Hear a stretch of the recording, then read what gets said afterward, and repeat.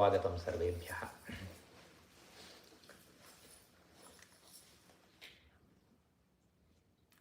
We're not going to have some deep discussion, don't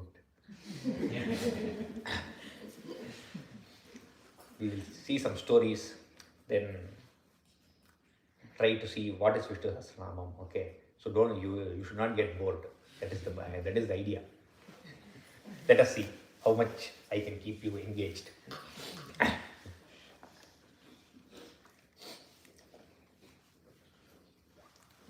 In this world, Loka, there are 4 problems. 4 eternal problems. And the whole of our Shastras is to solve those problems. How can we get rid of them once and for all?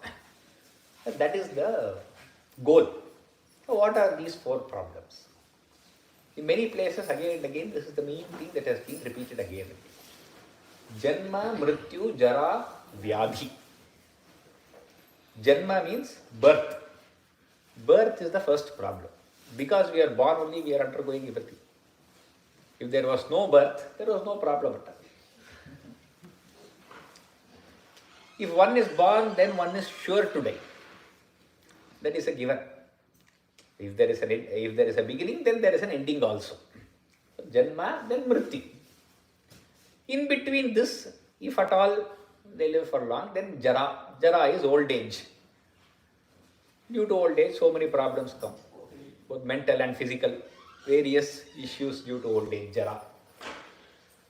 Then Vyadhi is well known from childhood till the end of life. This Vyadhi is diseases. All these various kinds of sufferings are always there. And these 4 problems are why human endeavor is continuing. We are trying to solve 3 of these very well. Jara, Mrityu, Vyadhi.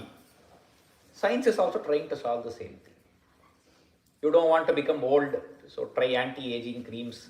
Then, if not that, at least dye the hair black so that we look young. Many such things we try. Against Jara. Against Vyadhi, there's a whole huge industry. How much ever possible, over centuries, a lot of progress has happened, no doubt. What Vyadhis could not be treated earlier, we are able to treat them now, we are able to handle them better, no doubt. But nevertheless, Vyadhi is still there. One Vyadhi, if we cure, something else new pops up. And if nature has to play the game against us, then it plays something like Corona. And we have no solution at all, immediate solution, there is nothing. So Prakriti is that strong. When it needs to play its card, it will play. How much ever progress has been made against Vyadhi, it is still an enigma. There is no complete solution to that. It's an ongoing endeavor. And Mrityu, it is known it is inevitable. We try to keep pushing it as far as it is possible. And mostly we don't even remember that such a thing exists. Most of us don't remember that is something that is sure for everyone to happen. In Mahabharata, there is a dialogue between Yudhishthira and a Yaksha. It is called as Yaksha Prashna. All the 5 brothers, when they are in the forest, so there is this dialogue that happens. Yaksha asks a lot of questions and Yudhishthira has to answer each of them so that Yaksha is satisfied to that level. So this Yaksha asks one question. What is surprising in this world? Kim ascharyam, he asks. What is the most surprising thing in this world? To that Yudhishthira replies, Ahanyahani bhutani gacchanti hayamalayam sheshas thiratvamichanti kimascharya matahparam. Ahanyahani bhutani. Ahani means every day, daily. All the beings that are there in this world, they are all walking towards Yama's abode. Everybody is moving towards that same place. And we are seeing also. Gacchanti ha yamalayam. But Sheshaha sthiratvam icchanti. All the remaining people, they think that they are immortal. They are not going to be touched by that at all. What else to talk of everything that we do in this world? We plan for decades ahead. We plan for so many things. It is good to plan, but there should be that inner idea that this may not all work out. See, in Bhagavata, Maharaja Parikshit was given 7 days to die. At the beginning of Bhagavata, he is given a curse that you will die 7 days from now by a snake bite. At least Parikshit knows he has 7 days. We do not even know whether we have 7 days. So for him, that guarantee is there. And still we all are very happily living about as if there is nothing to come by. So that is the most surprising thing that is there. So Buddha says, Yadi janma jara maranam na bhavet. If at all there was no janma, jara and marana. Yadi cha ishta viyoga bhayam na bhavet. If at all there was no separation from whatever I like. If I could have whatever I like always, anything that I like, I should immediately get it. And there should be no separation from that. So today I like something. So all you kids, you like ice cream. If parents say you got ice cream, then immediately you want ice cream. If you always had ice cream, how would it be? It will be very nice. You think it will be very nice. But it is not possible always. Always there is some separation. Ice cream goes away. And then you have dukkha again. Then if you eat too much ice cream also, that is also dukkha again. So ishta viyoga keeps happening. And as we go through life experiences, whoever is close to us, they move away, either due to time or whatever. There are so many separations that keep happening. Ishta viyoga. Yedi sarvam anityam idam na bhavet. If everything was not temporary, then if these things were not the case, then I would have had great attachment to this world, says Buddha. Yedi sarvam anityam idam na bhavet. Iha janmani kasya ratirna bhavet. Then in this janma, I would have had great affection towards it. I would have had affection towards this life. But none of this is true. Therefore, I do not have affection and I have given up everything. So these are the 4 eternal problems we have: Janma, Mrityu, Jara and Vyadhi. All our Shastras promise that we have a solution for this. The solution is not material like how we are trying to progress and find out, but the solution is something eternal which is there within us already. And hence the Padashruti in Vishnu Sahasranama, Janma Mrityu Jara Vyadhi Bhayam Naivopajayate. Each of this is a cause for fear. Each one of this is a cause for fear. Janma ourselves we don't remember. Each of us don't have memory of our own Janma. But anybody else's Janma we are fearful. We know within the family when a young child has to be born, there is so much fear and anxiety inside. And then beyond that everything is fear. Then Mrityu is also fear. If you think of it itself, it is fearful. You don't want to think of it. If you talk of Mrityu, it is Amangalaya. So that is what we think. Mrityu, but that is truth. That is also fear. Vyadhi is fear. Jara is fear. Old age is fear. Disease is fear. When all these are fear, we need a solution for all of this. And hence, we have these Upadeshas from various Mahatmas. In the Mahabharata, the war is complete. 18 days of war is over. How many days war was there? 18 days of war. Who was the war against? Pandavas and Kauravas. You know how much army was there on both sides? 7 and 12. Not 7 and 12. So one side had 7, the other side had 11. Who had 11? The Kauravas. Kauravas had 11. Pandavas had 11 plus 7 is 18. Total days of war? 18. So both are 18. How many chapters in Bhagavad Gita? 18. How many sections in Mahabharata? 18. So we said to you guys, 18, continue with 18. You know what are the sections in Mahabharata called? So in Ramayana, what are they called? Kandam, correct. Bala Kandam, Ayodhya Kandam and so on. In Mahabharata, what are they called? You don't know. They are called as Parva. Okay. Adi Parva, Sabha Parva and so on. And Yuddha, the war is many Parvas. So 18 parvas are there. Okay. Among these 18 parvas, now many days of all 18 days of war is complete. Who won the war?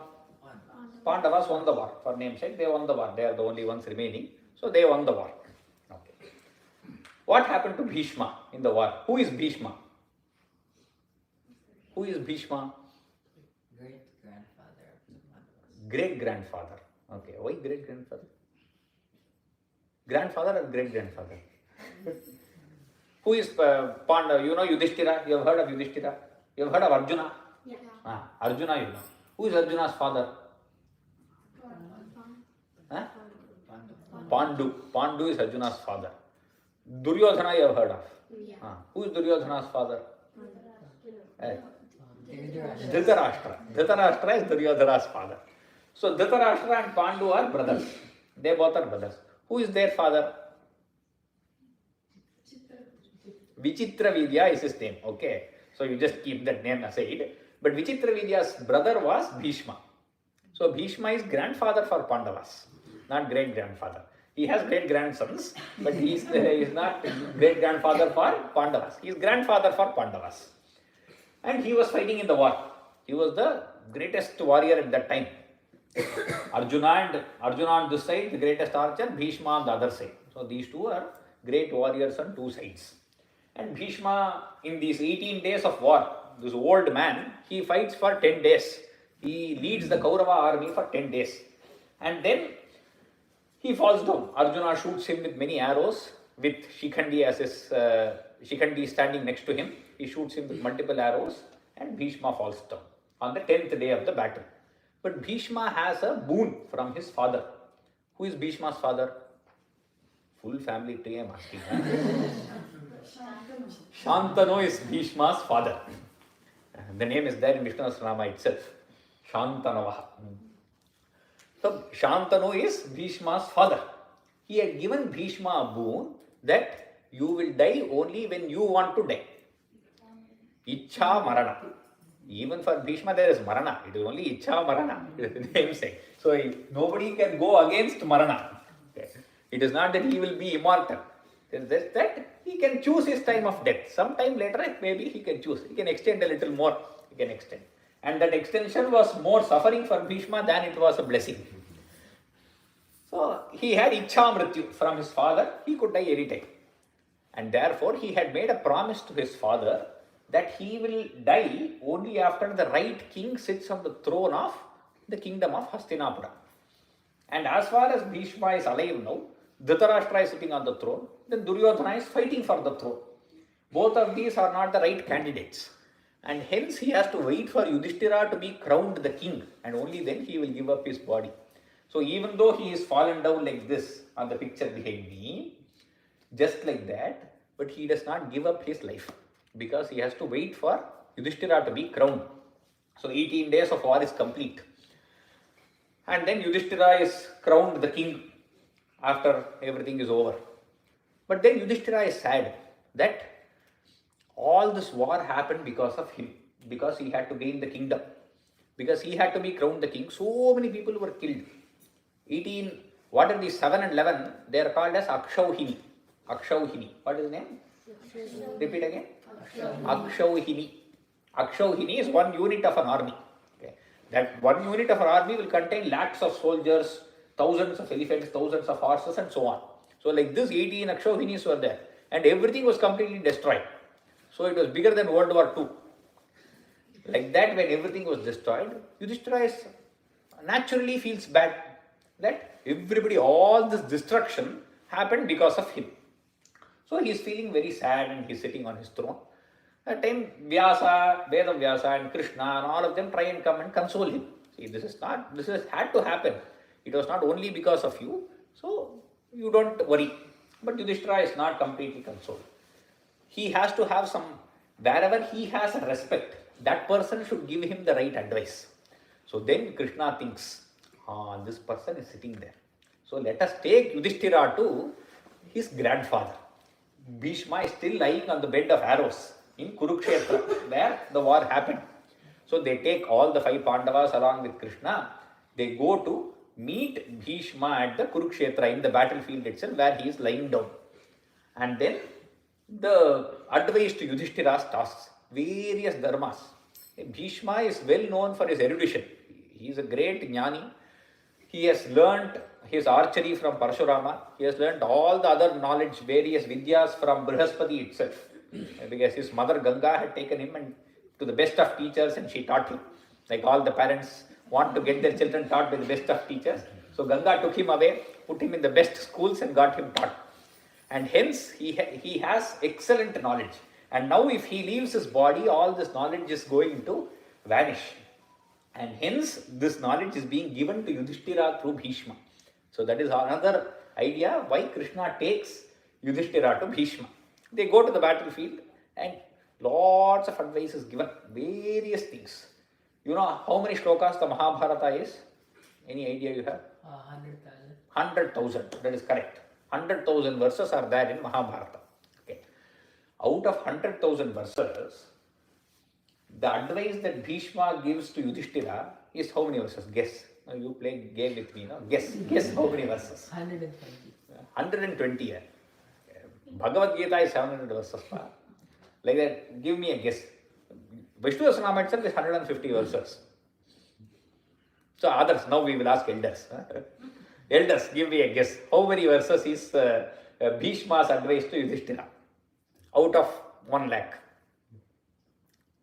5,000. Yes. Okay. One number simplified. 10,000. Good numbers. So it is close to 20,000 verses. So close to 1/5 of Mahabharata is Bhishma's advice to Yudhishthira. And those are two parvas, constitute two parvas called the Shanti Parva and Anushasana Parva.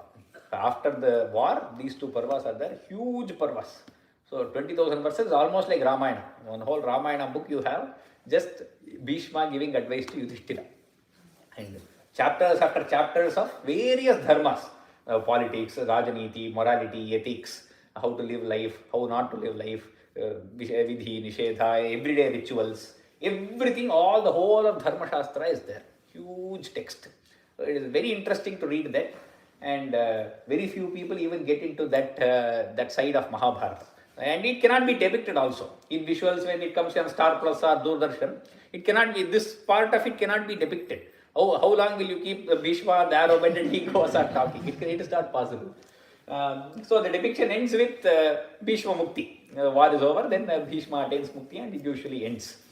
But these are the parts where Mahabharata gives us on directions on how to live life. So all these dharmas, Grihastha Dharma, Brahmachari Dharma, Vanaprastha Dharma, various Ashrama Dharmas, all these are elucidated. Now most of this Upadesha is over. Out of these 20,000 verses, let us assume close to 19,000, 95%, 98% is over. So now for many days together, Yudhishthira has listened from Bhishma. Yesterday was what? What was special yesterday? Ekadashi, correct? Gita Jayanti. Gita Jayanti, no? What is why do we celebrate Gita Jayanti? Bhagavad Gita was told on that day. When was Bhagavad Gita told? On the first day of war. So yesterday is the first day of Kurukshetra war. So yesterday they start on Ekadashi. They started fighting on Ekadashi. So that there is no interruption in the fight. They don't have to go eat. So they started fighting on that day. They started fighting on Ekadashi. And now 18 days they will fight. Starting yesterday, if they fight for 18 days. Then after, Uttarayana will come.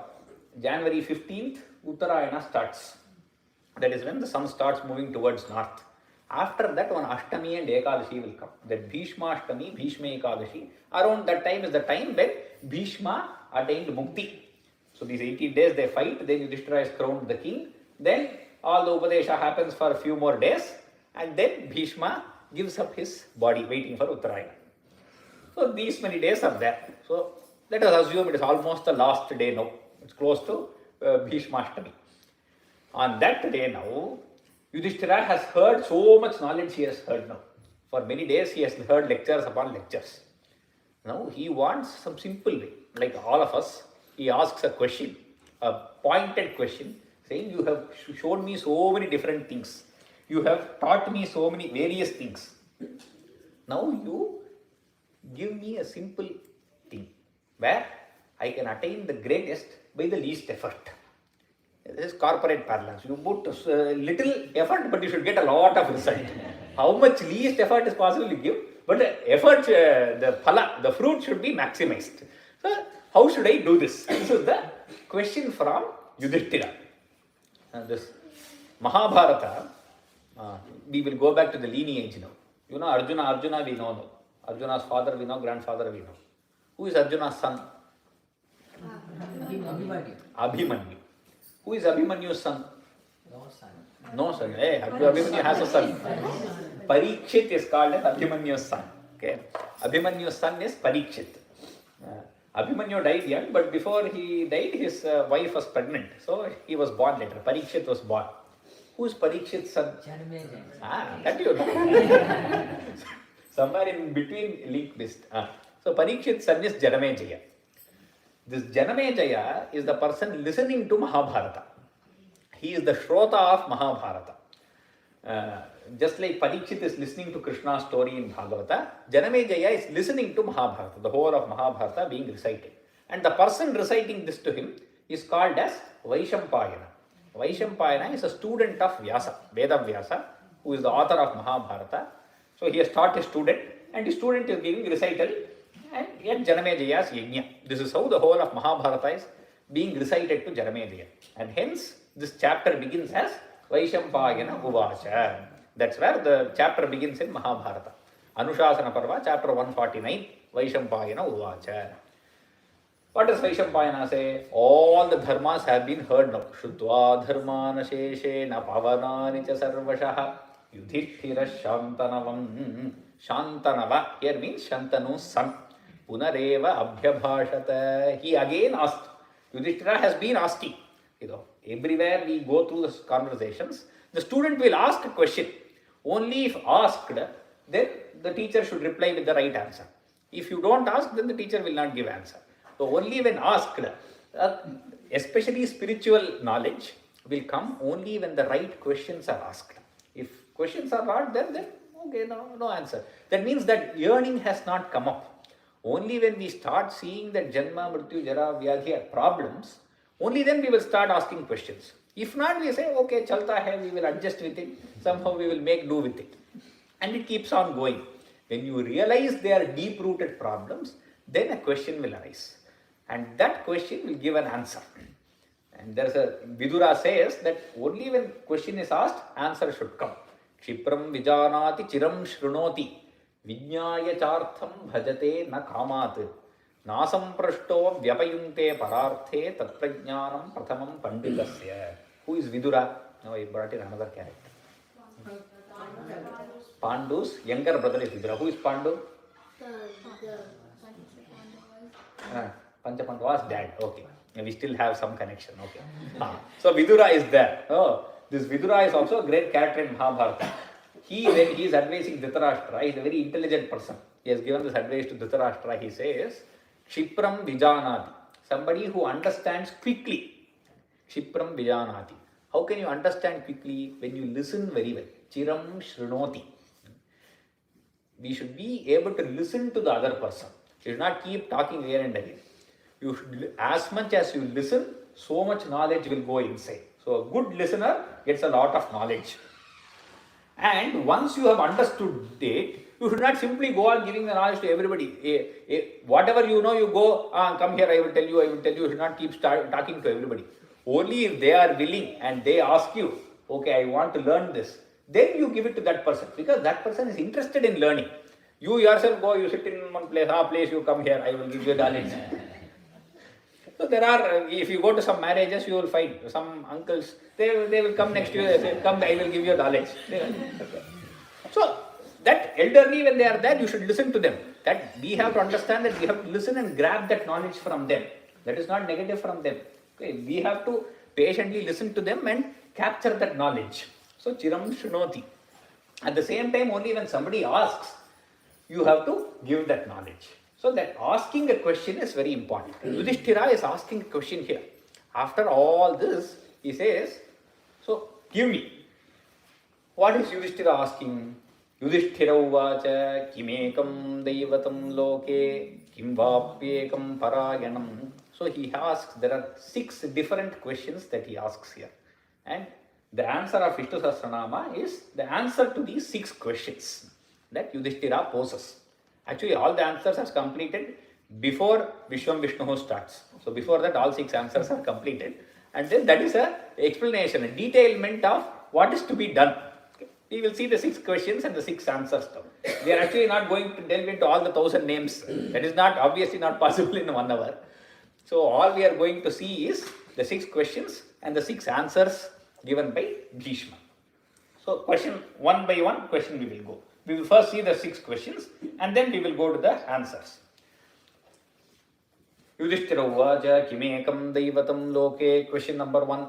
Loke kim ekam daivatam. What is the one God that is there in this loka? Daivata means that which can be worshipped. Kim ekam daivatam loke. The word loka here does not just mean universe or world. Adi Shankaracharya has written his commentary for this Vishnu Sahasranama. From Bhagavad Gita, he picked out 3 gems to write a commentary. One was well-known Bhagavad Gita, which Arjuna received from Krishna. The second was Vishnu Sahasranama, given by Bhishma to Yudhishthira. And the third was Sanat Sujatiya, which was given by a rishi called Sanat Sujata to Dhritarashtra. These are the 3 granthas that have a commentary by Adi Shankaracharya. And these are all very deep knowledge based this thing. So they are not just stories. And these 3 gems have been picked out from the Mahabharata. So one of them is Vishnu Sahasranama. So here for the word Loka, he says, that which is seen through the lens of the Shastra is called as Loka. So Loka, he does not mean just the universe. Anything that is seen through the lens of the Shastra, so whatever is Shastra, that is Loka. Kimekam Daivatam Loke. That means in all the Shastras, what is that one God that has been talked about? Tell me that. Kimvapi Ekam Parayanam. Parayanam means highest goal. What is the greatest goal that can be attained?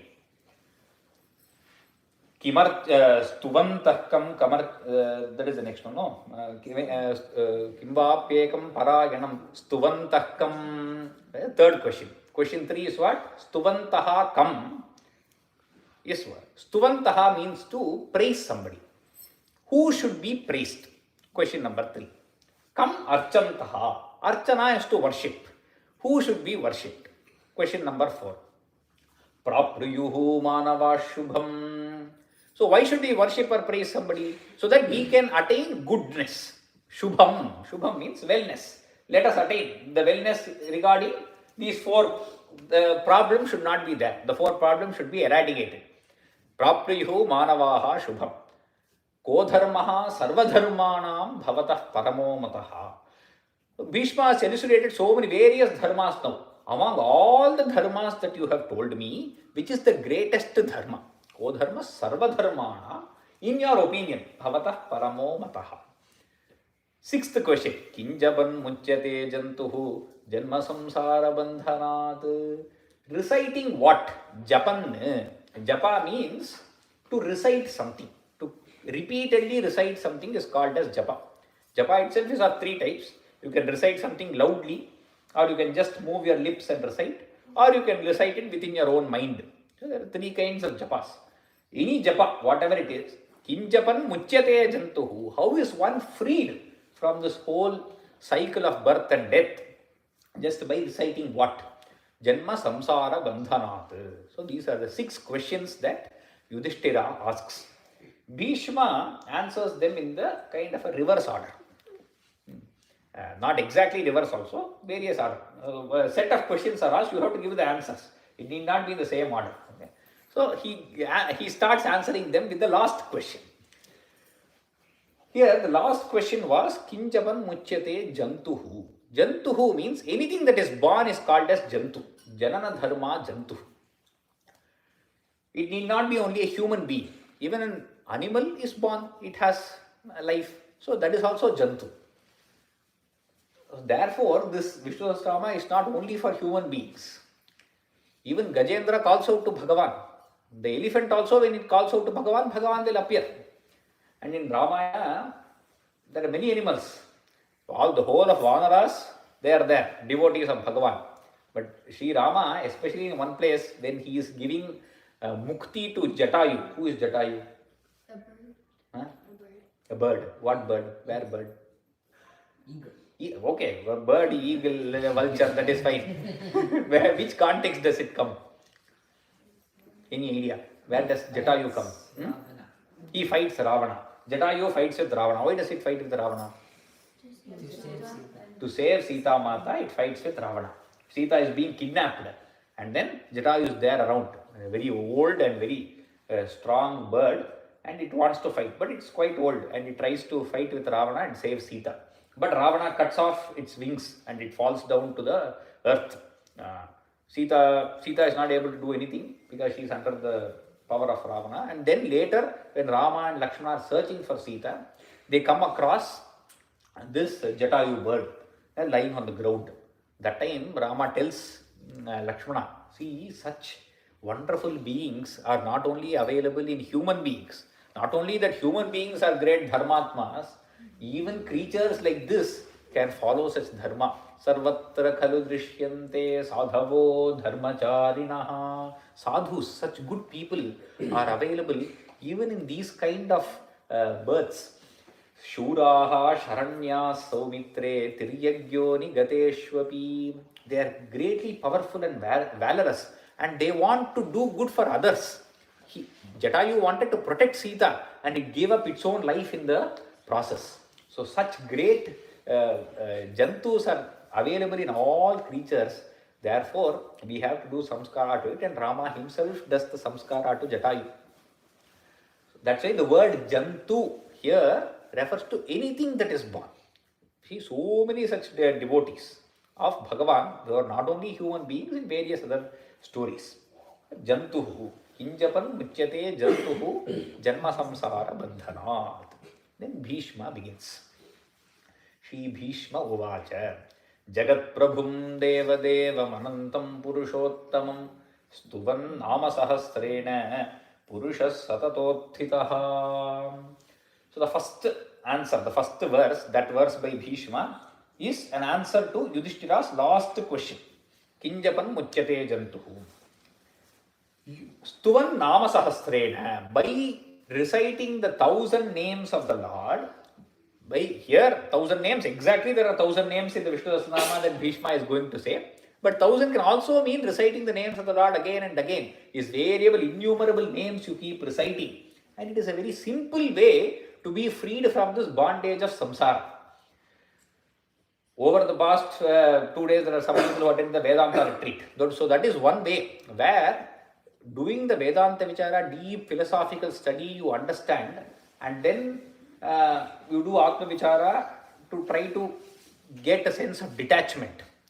The simpler method, along with that a sadhana, is the recital of the names like this. That is why he asked, give me a simple way where I can follow it every day. I can follow it always. That kind of a pill I require. Not I have to sit in one place and do something. Every time it has to be with me. And hence this Jagat Prabhum Deva Devam, he who is the Lord of the world. Deva Deva. Deva means one who is effulgent, one who is radiant. Anantam Purushottamam, that greatest of persons. Stuvan Nama Sahasrena. By doing the japa of his 1,000 names, Purushaha Satatothitaha, one who is always doing that, Tamevacha Archayan Nityam, Kamarchantaha, doing the worship of him itself, the answer to that question. Question number 4, I think.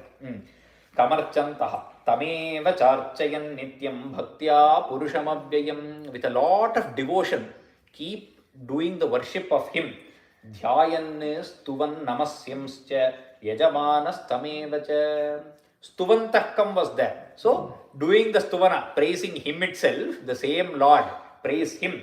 Dhyayan stuvan namasyamscha.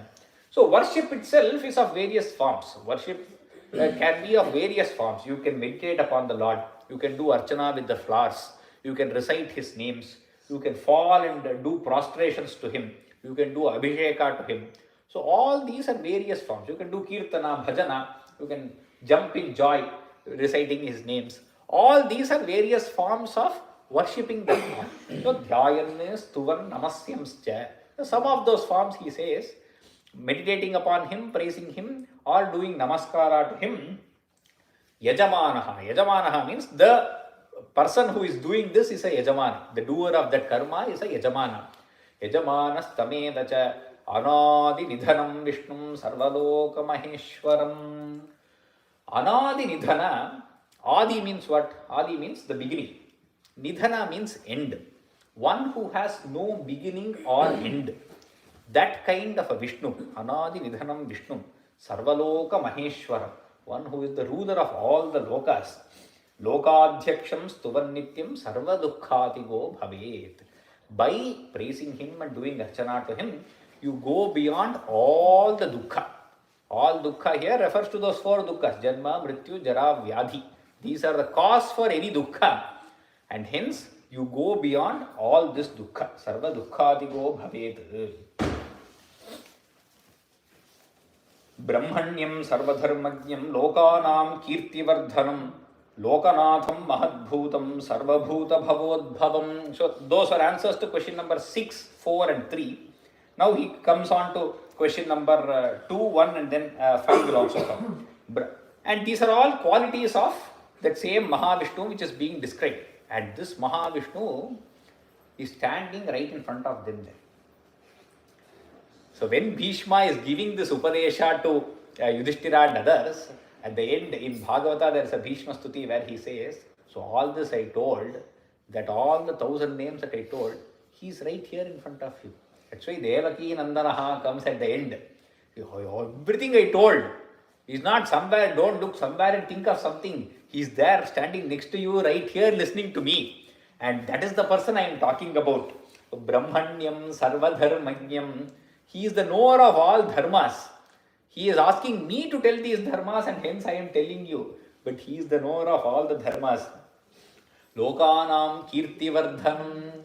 He is the person who is giving the glory to this whole universe. See, in Bhagavad Gita, the 10th chapter is the Vibhuti Yoga. There are all the various glories of the Lord are told. Where he says, I am this among this. And that is the Kirti that is being spoken here. The Lord is not somewhere transcendental, somewhere sitting somewhere in the heaven, somewhere else, sitting with a long beard, one stick in his hand, doing something. That is not the Lord we are talking about here. Okay? That is a conception that we have. Especially in the Western world, that is the conception of the long beard, sitting somewhere and doing this thing. That is not the Lord we are talking about here. He is the Lord that is there in each one of our heart. One, that's why Loka Adhyaksha. Adhyaksha means he is present very much within us right here. To get an idea of him, we have a form of him like this. Krishna is standing there, right? Okay. To get an idea of him so that we can imagine him and give him great qualities, we imagine him like that. But what he is in reality is our own heart. Lokanam kirtivardhanam, lokanatham mahadbhutam, sarvabhuta bhavodbhavam. From him emanates the whole of creation, and in him is sustained and in him is destroyed. God, the word God, there is a nice definition for that. You know what is God? What is God? What is God? That's all. That's all is necessary. Very good. You know what is God. Because you told this, I remember another anecdote now. This Bhagavad Gita is a well-known grantha. All of us do Parayana.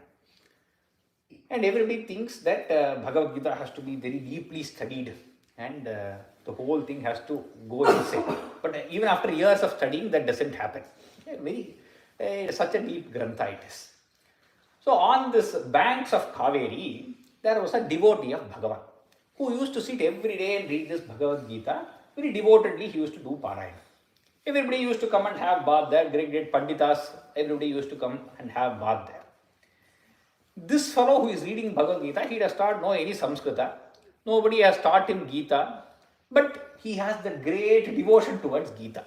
So he will open the book, he will sit with that and he will read Dhar, Makshe, Treku, Rukshe, Tre, like this he will read. Various, he will read. All these Panditas who are walking there, they they scold him every day. What is this you are reading? If you read like this, Krishna himself will run away. He will come nowhere close to you. Why are you reading like this? But listening to this, he will try to stop himself for one day, but he cannot stop himself because that is his devotion towards that grantha. So next day again he will come and then he will start reading. Again they will scold. So he decided once that he will go somewhere else. Wherever these people are bathing, I will not sit here. I will go elsewhere, sit in the corner and I will sit. Happily he went elsewhere and he sat. Dhar Makshe, Treku, and he went on reading like this. One young boy came and sat next to him. Okay. And he used to listen to this constantly. As if this was the greatest amrita that was going into his ears, he used to listen to this. And then that boy asked once, what do you understand from this Gita? Every day you sit here and read this devotedly. What do you understand from the Gita? This man said, see, I don't understand anything from this. I don't know Sanskrita also. It is just that when I read the Gita, that image of Krishna sitting on the chariot of Arjuna with the reins of 4 horses in his hand and blowing the Panchajanya in his mouth, and Arjuna standing behind him with the Gandiva, and Krishna showing Arjuna the whole of the Kaurava army and saying, so see all of this, that vision is there in front of me, that Partha Sarathi is standing, that vision is there in front of me when I sit with this, and that is all I know. Tatashvetair hayir yukte mahatis yandane sthito madhava pandavaschaiva divyo shankho pradadhmatuhu. So both of them blowing their conches with Krishna holding the reins of the horses. This image is there in my heart. That is all I know. So that boy who was Krishna himself said, you know the heart of Gita. You have the Gita in your heart. You need not know Samskrita to catch this. So that is what we require. That is the bhakti that is necessary. All the philosophizing is on one side. That is necessary for a certain amount of maturity. But the highest maturity comes when we can see Bhagavan in our own heart. It does not come from just dry philosophy, it does not come. Swami Sarvapriyananda, who is there in Vedanta Society of New York, he quotes an anecdote. He has stayed in various places in Bharata. So once when he was doing his sadhana in the high Himalayas and on the banks of Ganga, and it's quite cold there, and the sadhus stay in ashramas, each one in a separate ashrama, like no contact at all. They go somewhere for bhiksha one day and they will get something to eat once a day, that's all. And in the winter, so there will be no other tourists or anything also. In Himalayas in winter is unimaginable. So they are staying there. And Swami is reading Ashtavakra Gita. Ashtavakra Gita is one more grantha from Mahabharata. It is a very highly non-dualistic grantha, like Bhagavad Gita. It's more philosophy than Bhagavad Gita itself. So he is studying this. So there is another sadhu in a neighboring hut. Each one has a small hut. So there is another sadhu in that hut. And that sadhu hardly speaks. He comes out and then he goes back. Once they met and that sadhu asked this Swami, so what are you reading? What is it that you are currently reading? The Swami said, I am reading Ashtavakra Gita. All of them are alone in their own huts. So Swami said, so Ashtavakra Gita you are reading, okay. That is good. It is good for you to read that. But along with that, what upasana are you doing? Swami said, no, I am only reading this Ashtavakra Gita for these few months. That Swami said, along with Ashtavakra Gita, you keep the Vishnu Sahasranama book also. So that in Hindi he says, yahan akelapan nahi chhuega. So that they are all akela only, they are all standing in their own huts. But if you read only the Ashtavakra Gita, you will feel very lonely. You should not feel lonely, so you should have Vishnu Sahasranama also along with that. So that is the status of Vishnu Sahasranama. It is not just some Namavali that is being sung. Every Nama of Bhagavan is so potent, so filled with power that even a sannyasi who has given up everything has to catch hold on to this Vishnu Sahasranama to continue his sadhana. That is the importance of this Nama. Yesha me sarvadharmanam dharmo adhikatamo mataha. So for the question asked, which is the greatest of dharmas? Yudhishthira is asking, among all the dharmas you said, give me the greatest. This is the dharma. There is singing the 1,000 names of the Lord.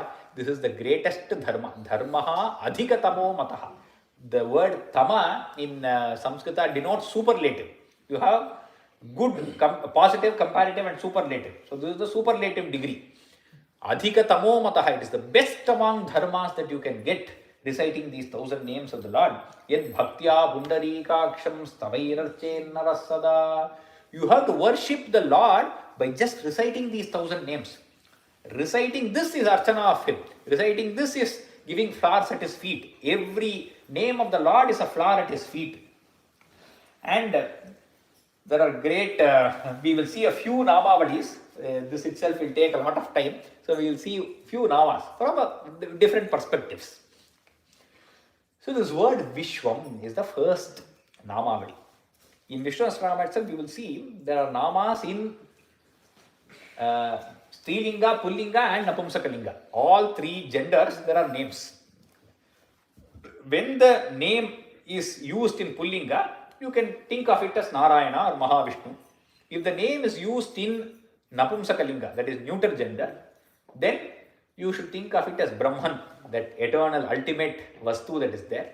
If it is used in Strilinga, then you can think of it as Devata. The word Devata is a Strilinga word and hence it is Devata.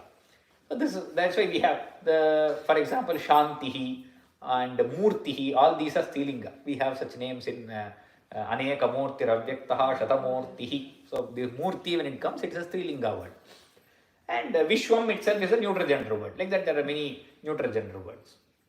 The word Vishwam means what? Means universe. So the first word in Vishnu Sahasranama, he begins with the word Vishwam. It has a very deep meaning, the Vishwam. Why he is beginning the whole of 1,000 names with the word Vishwam? Because the whole of the universe has to be seen as the Lord himself, as Bhagavan himself.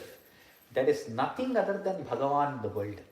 Whatever you see, wherever you interact with, everything is Bhagavan. There is nothing other than Bhagavan. In the Upodghata, that is the first part where Bhishma is giving, he says, Yata sarvani bhutani bhavantyadi yugagame yasmimscha pralayam yanti punareva yugakshagi. From where all the beings have originated and where they go to when there is destruction, that is the being I am talking about. And to denote that being, he begins the word Vishwam. That Vishwam itself is an adjective for this Brahma Vastu, that infinite Vastu. Vastu means what? A thing, that's all. That is the thing that is there. It is the ultimate thing that is there. We will see this word Vishwam for some time. Vishwam means universe. The universe emanates from Bhagavan. How does it emanate from Bhagavan? We will take a few examples. You know, this gold is there. From gold, we make various different ornaments. We make rings, we make necklaces, we make whatever. So many different ornaments are there. All these ornaments are given various different names. For example, ring is a name. This is a ring. And then we have a earring. And then you have a necklace. All these are various names. But what is there actually? Actually, there is nothing other than gold. All these are only gold. But we give them different forms and names and we call them differently. Can you think of a ring without gold at all? It is not possible. Plastic. Huh? Plastic, but good question. Let us go with plastic only. Then you take a vastu. Can you think of a ring which does not have a material? No. That is the question here. The material is the question. So the gold is the cause for the ring. Like that, Bhagavan is the cause for this whole world. When we say Bhagavan creates something and enters that, it is not like a room is created and air has entered through that. Room is there, then air is there inside that. That is not how we are talking about Bhagavan. If there is a bench that is made of wood, wood and bench are exactly the same thing. Whatever is the limits of the wood, that is the limits of the bench. Whatever the limits of the bench is the limits of the wood. There are no two things called wood and then bench. There are no two things called ring and then gold. There is only gold, that itself is called as ring. In that particular shape and form, it is called as a ring. In a different shape and form, it is called as a necklace. That's all. So you cannot say, oh, I created a ring, then I put gold into it. That is not how it works. So like that, in the same manner, the whole of the Vishwam is Bhagavan himself. Is that Vastu itself, that Parabrahma Vastu itself is this whole world. It is not that there is something and then inside that Bhagavan is sitting. That is not the question. When we say he is sitting in our own hearts, what it means is he is in this form. He is that whole form is himself. The Upanishad says that he is the smallest of the small and biggest of the big. And that is there in Vishnu Sahasranama also. Anuhu Brihat. There is a word called Anuhu. Anuhu means like an atom, very atomic, small. The smallest that you can conceive of is called as Anu. Brihat means extremely large, infinite, very huge. Something that is so small, how can it be so large also? If you know this is small, can it be very large also? No. It cannot be. What you call as an atom cannot be the galaxy. What you call as galaxy cannot be an atom. Then how can we have such contradictory names for the same thing? Anuhu Brihat. The next name is Krishaha Sthulaha. Krishaha means thin. Sthulaha means stout and fat. The same thing is thin and same thing is fat. Anur Brihat Krisha Sthulaha. Gunabhrit Nirgunaha. Gunabhrit means full of various qualities. Nirgunaha means no quality at all. Absolutely without any attributes. Adhritaha, Swadhritaha, one who has no foundation, one who is his own foundation. So these are all contradictory, it feels like oxymorons. So for this, Kanchi Paramacharya gave a beautiful example. The same mantra, similar mantra comes in the Upanishads. Anoraniyan Mahato Mahiyan. He who is the atom of the atoms and he who is the infinite, the greatest of the great. How can such a thing be? Such a thing can be. Let us go to a story. So your mother, one mother is there. She came with her child somewhere and she said, this child of mine, he is the first child, he is the last child, he is the middle child, and like this she gave a description. What does it mean? He is the only child. There is no other child. He is the eldest brother, he is the youngest brother, he is the middle brother also. If you give such a description, that means there is only one single vastu. There is no multiple things at all. Like that, when you say it is the atom of the atom and it is the greatest of the great, there is only one single vastu that is there.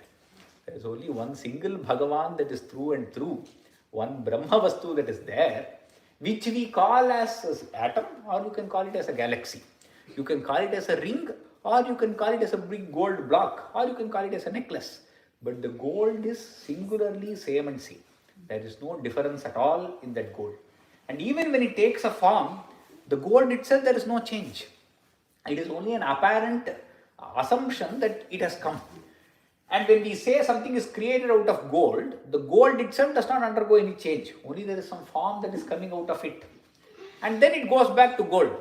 In all three times it was only gold.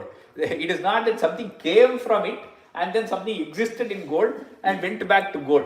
So when we think of creation, so God, I was telling, G means generator, O is operator, D is destroyer. Generator, operator, destroyer. So that's a simple way of remembering for God. Okay. So generate means it's not something is coming separate from that. It's not somebody sitting and then generating something. Not like we are cooking something. So we are separate, then whatever we cooked is separate. The whole of the world is not cooked up by God. God itself is the world. The whole of the creation is that Bhagavat Swarupa. And where is it sustained? It is sustained in that Bhagavan. And where does it go back? If that is the material cause, it has to go back into Bhagavan. It cannot go back elsewhere.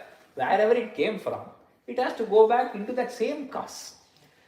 So hence Bhagavan is called as the material cause of the world also. Whatever material we see, all the cause is Bhagavan himself. When a potter creates a pot out of mud, the mud is the material cause and potter is the intelligent cause. He is the person who has the intelligence to create a pot and pot is the material cause. In Bhagavan's case, he himself is the intelligent cause and he himself is the material cause. It can be himself, itself, herself, however you want to assume. So that is the material cause and that is the intelligent cause and that is called as Vishwam. Vishwam and Vishnuhu. Vishnuhu also means Vyapratatvat Vishnuhu. One who is everywhere, infinite. One who completely surrounds everything. One who is within everything. That's what the word Vishnuhu means. Vishnuhu means one who is within everything. And within in what sense? The sense of gold being within the ring, or wood being within the bench, not of something being within the other. It is, the whole thing is made of just that. So this Vishwam is made of Vishnu. That is what has to be. The first two names, if you understand, that is more than enough. There was this devotee of the Lord called Parashara Bhatta. In the Ramanuja Sampradaya, he is a great Vidwan. He has also written his commentary for Vishnu Sahasranamam. The story goes that when he was a young kid, he was given the Upadesha and it started off. His father started teaching him Vishnu Sahasranamam. It started saying Vishwam, Vishwam. A small children means you have to teach word by word. You cannot teach the whole sentence together. So his father started teaching him Vishwam. He said Vishwam. Then father said Vishnu. He didn't say, he said Vishwam. Then Vashatkaraha, Vishwam. Just with that word Vishwam, he completed. His whole sadhana was completed with that word Vishwam. Because this word Vishwam is equivalent to the word Om. So it is like an Upadesha to that kid. That kid was so mature enough through his Purva Samskara that this word Vishwam was enough, that was complete Upadesha for him to realize that Bhagavan, Vishwam was enough. And that is the relationship he had with Bhagavan. The same Parashara Bhatta, as a young kid, he was in Sriranga. You know where Sriranga is? Where is Sriranga? In Tamil Nadu, in India, it is there, on the banks of Kaveri. It is an island within Kaveri. On both sides, Kaveri is going, and a small island in the river is Sriranga. There, Sri Ranganatha is there. Growing up as a kid, Parashara Bhatta was there in Sriranga. And his father was in the temple only. And so he was also playing around in the temple with his ball. And that was the time of an Utsava. And during Utsavas, the Murti is taken out, then taken in, then the curtain is put, and all such things keep happening. This young boy is playing outside with the ball. And suddenly the ball went off inside the Sannidhi, where this, in Vishishtadvaita, they call it as Perumal and Pirati. Perumal is Bhagavan, Pirati is the Nayaki, Lakshmi. So Perumal and Pirati are there, and the ball goes off inside. A young kid, and he runs behind the ball, he goes inside the room. He knows Bhagavan is there, and he takes the ball and comes out. But as soon as he goes inside, this priest who is standing there, they scold him. How can you go inside? It is already, the curtains have been put, you cannot go inside. Such a time you should not have come. Then Parashara Bhatta puts his head down and he goes back again. Then, to Parashara Bhatta, Perumal himself is directly visible. So, Bhagavan comes, Vishnu comes and asks him, Parashara Bhatta, what did you, this priest scolded you. What was your feelings when the priest scolded you? That time Bhatta replies, when the ball went inside and I had to get the ball, that time I thought, my mother and father are inside, so I can go inside and get the ball. When the priest scolded me, I thought, oh, Perumal and Pirati are inside, and that's why I came running outside. And then Bhagavan tells Parashara, no, keep your thinking as it was previously only, that father and mother, Appa and Amma are inside, not Perumal and Pirati. So that is the kind of devotion, that is the kind of personal devotion we need to have, connect we need to have with Bhagavan. It is not that he has somewhere transcendental, he is sitting on top somewhere in Vaikuntha, in Kailasa. That is not of use to us. He might be in Vaikuntha and Kailasa. For immediate use, that is not necessary for us. In our own kids' form, we have to see Bhagavan. In our own parents' Rupa, we have to see. In our own spouse' Rupa, we have to see Bhagavan. When they get angry, when you get angry on them, you have to see Bhagavan as them. That is the sadhana that is necessary. That is how you get him practically into life. You can scold him. You scold Bhagavan. You fight with Bhagavan. And you apologize to Bhagavan. Whatever you do it with Bhagavan. And that divinity has to come into life. You have to personalize your relationship with Bhagavan. You cannot transactionalize the relationship with Bhagavan. It is not I will give you something, you give me something. Every relationship with Bhagavan needs to be personal. Whatever close relationship you have, all that needs to be personal with Bhagavan. And hence all these various qualities of Bhagavan, all the 1,000 names, we cannot go through now. But each of the name, there is a story behind that. And Shankara TV, some of you might be seeing, there is a Swami Venkatesh who is giving one story for each of these names. So many different stories are there. For each name we can go to depth. But the idea is to understand that this japa of the Lord, the japa of his name is more than enough to give us that mukti. That nama of the Lord has that power to take us beyond this samsara. Whether we know the meaning or not, if you have that personal connect, that is more than enough. Everywhere we have to see this constant existence. There is a, I think around shloka 70, there is stabhya stabapriya stotram stutihi stota. 5 things are there. Stabhyaha, stabapriyaha, stotram, stutihi, stota. These are the 5 names that are there. So he is stabhyaha. Stabhyaha means one who is to be praised is stabhyaha. So he is worthy of being praised. Stavapriyaha. And he likes to be praised. Stotra. He is the stotra itself. Whatever archana you are doing, the stotra you are reading, that is him. He is the person who is doing the stota. Stota means one who is doing the, is also him only. Stota. So all these are him only. What does it mean? He is that through and through is him only. See, any action, there are 3 things. The doer, whatever is the object that is being done, and the action itself. If you are cooking, you cook something, there is something boiling, that is the object. You are the cooker, and there is an action of cooking. Okay. So these are 3 things that are there. All those 3 are Bhagavan only. So splitting it into 5, Stabhya, Stavapriya, Stotram, Stutihi, Stota. So all those are Bhagavan himself. And again in the end after 100 also, Yajnyo, Yajnapatari, Yajva, Yajnyango, Yajnavahanaha, Yajnabhrite, Yajnakriti, Yajni, Yajnabhuke, Yajnasadhanaha. Everything related to Yajna is him only.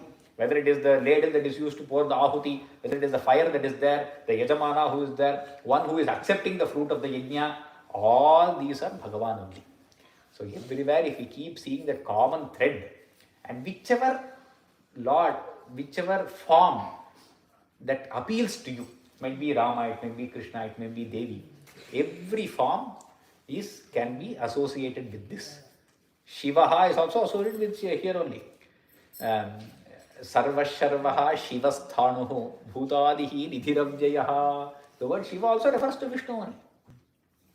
Or the word Vishnu also refers to Shiva only. It doesn't matter. Whichever way, whichever form appeals to you, use that form to do that archana of Bhagavan. Keep him within your heart. Keep that picture within your heart and go on doing that archana continuously. That is going to give us the greatest good. I didn't even see the time. Okay, it is 7. So let us keep on doing this archana within our own hearts of Mahavishnu, of Shiva, of whichever form appeals to us.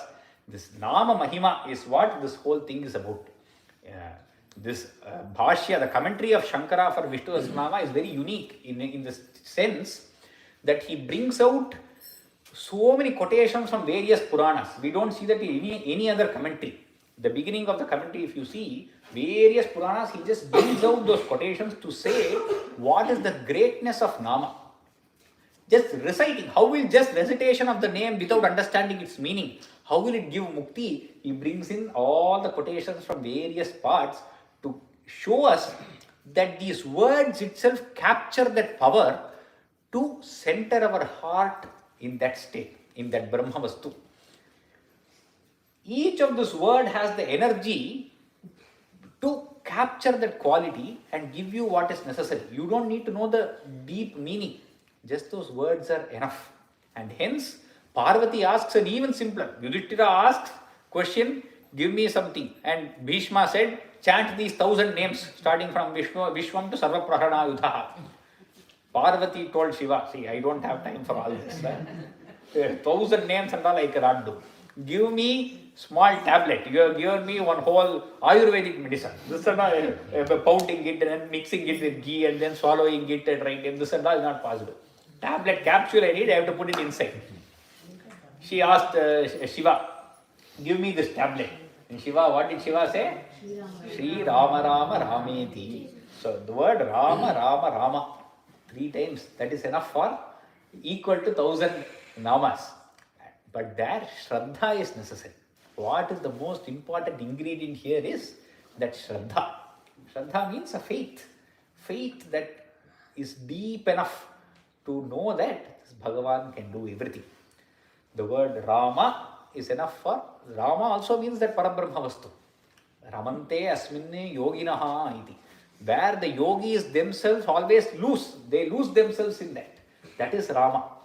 In that Rama, may my heart always exist. Shiva says that. Shri Rama Rama Rameti Rame Rame Manorame. Rame means I dwell in that. I enjoy in that Nama. That Nama is enough for me to be always enjoying in that. Oh Manorama, oh my beloved, I enjoy in that Nama. And that is equal to sahasranamam. Sahasranama Tattulyam Ramanama Varanane. This Ramanama is equal to sahasranama. And hence, always hold on to that Ramanama. Or any Nama that is there within this. In these centuries, recent centuries, we have had so many saints who have held on to this Nama so strongly that they are our ideals. For Ramanama, it was Bodhendrad, Swami Bodhendrad who was there. For Shivamanama, it was Sridhara Ayyavad. So all of these Mahatmas, if we read their stories, we get an idea of how powerful this Nama is. Another anecdote. Narayana Bhattatri, many of us are familiar. He has written the Grantha called Narayaniyam. During his time itself, there are many devotees of Bhagavan in Guruvayur. Guruvayur is this kshetra in Kerala. That place there are many devotees. There was one devotee called Poondanam, who was very well versed in Malayalam. But he also did not know much Sanskrit. Similarly, he was also sitting in Guruvayur temple and he was reading Vishnu Sahasranama. Lot of bhava while reading Vishnu Sahasranama. So he reads, what is the 5th shloka? Padmanabho Maraprabhu. That is the word there. The split is Padmanabha Amaraprabhu. Poondanam sits in the Guruvayur temple and then he is reading this and he says, Padmanabho Maraprabhu. Mara means in Tamil and Malayalam it means tree. Maraprabhu means Prabhu of the tree. That's what it will become. And then he is so encaptured by that Nama, he will call Maraprabho, Maraprabho, he will call out to Guruvayurappa. Okay. He will call out like this. Narayana Bhattatri comes there and then he listens to this and he does not know what to do. Who splits when if a Vidwan is there, they are always looking to find faults in others. If you know something and if somebody else is speaking whatever you know, your intention is not towards listening to them. Oh, what fault are you doing? Can I find out some mistake? This is how your mind goes. So Bhattatri, though he is also a devotee, he looks at Poondanam, what is your blabbering? It is not Maraprabhu, it is Amaraprabhu. Even after teaching, Poondanam shouts out. He likes that Maraprabhu, Maraprabhu, he calls out. And then Guruvayurappan comes in Bhattatri's dream and says, Vibhakti is not what I am looking for. What I am looking for is Bhakti. So if Bhakti is there, then little we can give, Vibhakti can be given, some concession can be given in Vibhakti. But without Bhakti, if you miss Vibhakti also, then everything is gone. So you need that level of Bhakti to get concession on Vibhakti. So that does not mean you do not chant properly at all. However I want, I will chant. That is not the understanding of it. You need to chant it properly and so that Bhakti also increases. So let us all keep those devotees as our ideal and keep this Ramanama within ourselves, the whole of Vishnu Sahasranama. The beauty in Vishnu Sahasranama, it can be chanted at any time, anywhere. There is no niyama for chanting. That's why Kinjavan Muchyate Jantuhu. Jantus cannot observe niyamas. You cannot say only after doing this particular thing I can chant. Only after having bath I can chant. Only after do somewhere else while traveling I cannot chant. Nothing. No niyama at all for Vishnu Sahasranama. Other Sahasranamas have their niyamas. For example, Lalita Sahasranama has a lot of niyama. If you see in that Palashruti, you should have had bath. It is good to chant only before food. You cannot chant it any time and anywhere. Such niyamas are there. For Vishnu Sahasranama, full relaxation, relaxed niyamas. You do whenever you want possible, but please do it. That is what they ask of you. So everywhere at whatever time, from Vishwam to Sarva Praharana Yudhaha. So Sarva Praharana Yudhaha, he is protecting us from all sides. All the Ayudhas with everything. From our internal and external enemies. May Bhagavan protect us. Ram Ram Ram Govinda Nama Sankirtanam Govinda Govinda. Any other discussions you want? We can have 10 minutes.